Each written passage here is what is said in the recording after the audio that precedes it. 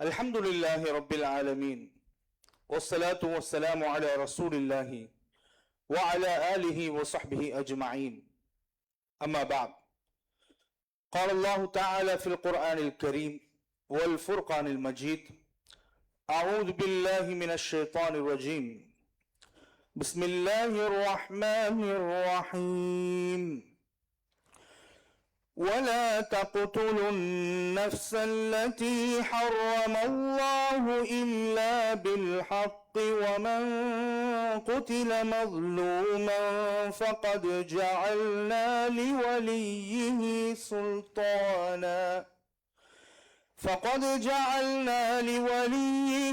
سلطانا فلا يسرف في القتل إنه كان منصورا.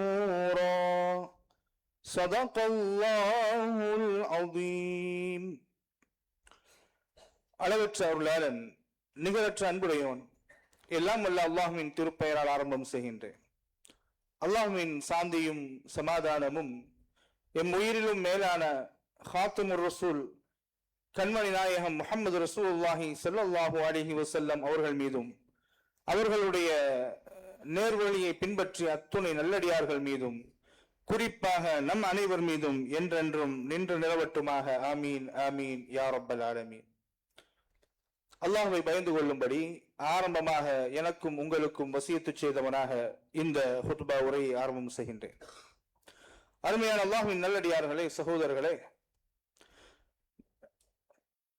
நம்முடைய இஸ்லாமிய மார்க்கம் மனித உயிரை பாதுகாப்பதிலே மிக முக்கியமான கவனம் செலுத்துகிறது. மனித உயிரினுடைய மதிப்பையும் கண்ணியத்தையும் அது போற்றுகிறது, அதை உயர்வானதாகவும் மதிக்கிறது. எனவே அநியாயமாக ஒரு உயிர் பறிக்கப்பட்டால், கொலை செய்யப்பட்டால் அதை ஒரு மாபெரும் குற்றமாக, பாவ காரியமாக பார்க்கிறது. எனவே அல்லாஹ் தஆலா யார் அநியாயமாக கொல்லப்படுகிறாரோ அந்த கொலை செய்யப்பட்டவருடைய வாரிசுகளுக்கு சில உரிமைகளை அல்லாஹ் தஆலா கடமையாக்குகின்றான், வழங்குகின்றான்.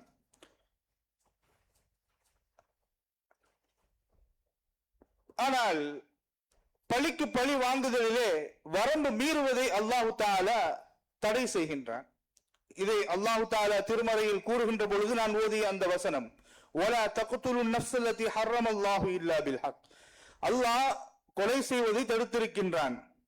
எந்த உயிரையும் நீங்கள் கொலை செய்ய வேண்டாம், நியாயத்தின் அடிப்படையின்றி யாரும் கொலை செய்யப்பட்டு விட்டால் அவருடைய வாரிசுகளுக்கு பதிலுக்கு பதில் செய்யவோ அல்லது அவர்கள் முற்றிலுமாக மன்னித்து விடுவதையோ அல்லாஹ் அவர்களுக்கு அங்கீகாரத்தை, அதாவது அதிகாரத்தை வழங்குகின்றான். மேலும் இந்த கொலையின் மூலமாக பதிலுக்கு பதில் செய்வதிலே வரம்பு மீறிவிட வேண்டாம் என்றும் அல்லாஹ் தஆலா இந்த வசனத்தின் மூலமாக சொல்லி காட்டுகின்றான். இது கொலை சம்பந்தப்பட்ட வசனம். அல்லாஹ் ஏற்படுத்தியிருக்கக்கூடிய வழிமுறை. தற்செயலாக ஏற்படக்கூடிய கொலைகள் பற்றி, தற்செயலாக ஏற்படக்கூடிய மரணத்தை பற்றி, அதையும் அல் குர்ஆன், அல்லாஹுடைய இந்த ஷரியத்து மார்க்கமும் மிக சாதாரணமாக கருதவில்லை. எதேச்சையாக, தவறுதலாக, தெரியாமல் ஏற்படக்கூடிய இந்த கொலைகளுக்கும் அல்லாஹ் தஆலா அதற்குரிய வழிமுறைகளை அல்லாஹ் தஆலா வகுத்து தந்திருக்கின்றான். அல்லாஹ் இரண்டு கடமைகளை அல்லாஹ் தஆலா கூறுகின்றான். ஒன்று தியத் என்று சொல்லக்கூடிய பாதிக்கப்பட்டவருடைய குடும்பத்திற்கு பெறப்படக்கூடிய இழப்பீடு தொகை. இரண்டாவது கஃபாரா. கஃபாரா என்று சொன்னால் குற்றவாளியால் செய்யப்படக்கூடிய ஆன்மீக பரிகாரம். இதை பற்றி அல்லாஹ் தஆலா திருக்குர்ஆனிலே 4வது அத்தியாயத்தின் 92வது வசனத்திலே அல்லாஹ் தஆலா குறிப்பிடுகின்றார். தவறுதலாக ஒமன் குத்தில ஹதஅன், அதாவது யார் தவறுதலாக கொலை செய்து விடுகின்றாரோ, கொலை செய்யப்படுகிறாரோ அவருக்கு அல்லாஹ் தஆலா தியத் கொடுக்க வேண்டும், அவருடைய வாரிசுக்கு இழப்பீடு தொகையை கொடுக்க வேண்டும், கொலை செய்ய குற்றவாளி கஃபாராவை செய்ய வேண்டும் என்று அல்லாஹ் சொல்லுகின்றான். அந்த கஃபாராவிலே ஒரு அடிமையை விடுதலை விட வேண்டும், அல்லது 2 மாதங்கள் தொடர்ந்து நோன்பு நோக்க வேண்டும், அல்லது 60 ஏழைகளுக்கு உணவளிக்க வேண்டும் என்பது அந்த கஃபாரா. இப்ப இந்த தியத் என்ற ஒரு வழிமுறை, கஃபாரா என்ற வழிமுறை. தியத்துடைய நோக்கம் என்னவென்று சொன்னால், பாதிக்கப்பட்டவருடைய வாரிசுகள் இருக்கிறார்களே அவர்களுக்கு இழப்பீடு, அதாவது அவர்களுக்கு கிடைக்கக்கூடிய ஒரு நீதி, சமூக சமநிலையை மீட்டெடுக்கக்கூடிய ஒரு நீதி. அந்த குடும்பத்திற்கு ஒரு குடும்பத்திற்கு ஒரு தலைவர் இறந்து கொல்லப்பட்டு விட்டால் அவருடைய குடும்பத்தினுடைய கதி என்ன, வருமானத்தினுடைய வழி என்ன என்பதை ஈடு செய்வதற்காக அவர்களுக்கு வழங்கப்படக்கூடிய அவருடைய அந்த குறையை, அவர்களுடைய அந்த பாதிப்பை நிவர்த்தி செய்வதற்காக அல்லாஹ் வகுத்தந்திருக்கக்கூடிய இழப்பீடு தான் தியத். அதுபோல இஸ்லாமிய மார்க்கம் ஒரு மனிதனுடைய உயிரை எந்த அளவிற்கு மதிக்கிறது, எந்த அளவிற்கு பாதுகாத்து போற்றுகிறது, மதிப்பு குறிப்பு கொடுக்கிறது என்பதற்குரிய ஒரு அத்தாட்சியமாக அது அமைகிறது. அதுபோல கஃபாராவினுடைய நோக்கம் என்னவென்று சொன்னால், ஒரு குற்றவாளி அவன் தவறுதலாக ஒரு கொலை செய்து விடுகின்றான். உதாரணத்திற்கு செல்போன் பயன்பாட்டை, செல்போனை பார்த்துக்கிட்டு காரை ஓட்டிட்டு போய் எங்கேயாவது இடிச்சிடறான், அடுத்தவருக்கு பாதிப்பு ஏற்படுத்தி கொலை நிகழ்ந்து விடுகிறது. அல்லது இது போன்ற வழியிலே தவறுதலாக அன்இன்டென்ஷனலி நோக்கமின்றி கொலை செய்துவிட்டால் ஒரு காலம் முழுவதும் அவனுடைய மனதிலே குற்ற உணர்ச்சி இருந்து கொண்டே இருக்கும். அவன் அதிலிருந்து மீண்டு வருவதற்காகவும் இது தவறு என்ற அந்த அலட்சிய போக்கை புரிந்து கொண்டு ஒரு பொறுப்புணர்வோடு அவன் வாழ வேண்டும் என்பதற்காகவும் மனம் திரும்பி அல்லாஹ்வுடைய பாவ மன்னிப்பை பெறுவதற்காகவும் அல்லாஹ் ஏற்படுத்தி இருக்கக்கூடிய வழிமுறைதான் இந்த கஃபாரா. தற்காலத்திலே மிக அலட்சியமான இது போன்ற சாலை மரணங்கள், ஆக்சிடென்டல் டெத்துகள் நிறைய நிகழ்வதை நம்மால் பார்க்க முடிகிறது. பகடி வதைகளிலே எத்தனையோ பேர்கள், அறியாமையிலே எத்தனையோ பேர்கள் இன்னும் இது போன்ற வழிமுறைகளிலே மரணிக்கக்கூடியவர்களை பார்க்கின்றோம்.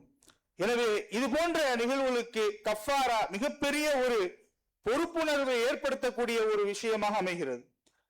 எனவே இஸ்லாமிய மார்க்கத்தை பொறுத்தவரை அது எவ்வளவு நுணுக்கமான வழிமுறைகளை இஸ்லாம் கொண்டிருக்கிறது என்று பாருங்கள். இஸ்லாம் வெறுமனே தண்டனைகளை, குற்றத்திற்கு தண்டனைகளை மட்டும் சொல்லிவிட்டு செல்லவில்லை.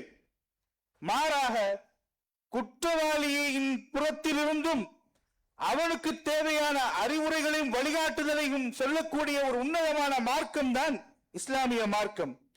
பாதிக்கப்பட்டவருடைய உரிமையும் பாதுகாக்கப்பட வேண்டும் நஷ்ட ஈடு வழங்குவதன் மூலமாக. அதுபோன்று குற்றவாளி மனம் திருந்தி சீர்திருத்தம் பெற்று நல்ல முறையில் வாழவும் வேண்டும் என்பதையும் இந்த அல் குர்ஆனும் அல்லாஹ்வுடைய இந்த மார்க்கமும் மிகவும் கவனமாக கையாளுகிறது. எனவே மனித வாழ்க்கையை நாம் மதித்து வாழ வேண்டும், அலட்சிய போக்கை நாம் தவிர்க்க வேண்டும், பிறருக்கு தீங்கு விளைவிப்பதை தவிர்த்து நாம் எல்லா செயல்களிலும், நம்முடைய செயல்பாடுகளிலும் நாம் பொறுப்புணர்வோடு வாழ வேண்டும். இறுதியாக பெருமானார் ஸல்லல்லாஹு அலைஹி வஸல்லம் அவருடைய ஒரு ஹதீஸை இங்கு நான் குறிப்பிட்டு முடிவு செய்கின்றேன். அல்லாஹ்வின் தூதர் ஸல்லல்லாஹு அலைஹி வஸல்லம் அவர்கள் சொன்ன ஹதீஸினுடைய கருத்து, ஒரு முஸ்லிம் பிறருடைய உயிரை அநியாயமாக பறிக்காத வரை, ஒரு முஸ்லிம் பிறருடைய உயிரை அநியாயமாக பறிக்காத வரை மார்க்கத்தில் அவனுக்கு விசாலம் உண்டு, மார்க்கத்தில் அவனுக்கு கருணை உண்டு, அல்லாஹ்வுடைய பாதுகாப்பு உண்டு. ஆனால் ஒருவன் அநியாயமாக அடுத்தவருடைய இரத்தத்தை போக்குகிறான் என்றால், அநியாயமாக அடுத்தவரை கொலை செய்கின்றான் என்றால், தீங்கு விளைவிக்கின்றான் என்றால், மார்க்கத்திலே அவனுக்குரிய அந்த விசாலம் நெருக்கடியாக மாற்றப்படுகிறது என்று நபிகள் நாயகம் ஸல்லல்லாஹு அலைஹி வஸல்லம் அவர்கள் சொல்கிறார். எனவே நாம் மனித உயிர்களை மதித்து வாழ வேண்டும். நம்மோடு மட்டுமல்ல, சக மற்ற மனிதர்களுடைய உயிரையும் மதிக்க வேண்டும், நம் கவனத்தில் கொள்ள வேண்டும். எனவே சமூக பொறுப்புணர்வோடு நம்முடைய வாழ்க்கையை வழிநடத்த வேண்டும் என்பது இந்த ஹுத்பாவினுடைய மிக முக்கியமான கருத்து. அல்லாஹ் நம் அனைவருக்கும் அருள் புரிவானாக. ஆமீன். அல்ஹம்துலில்லாஹ்.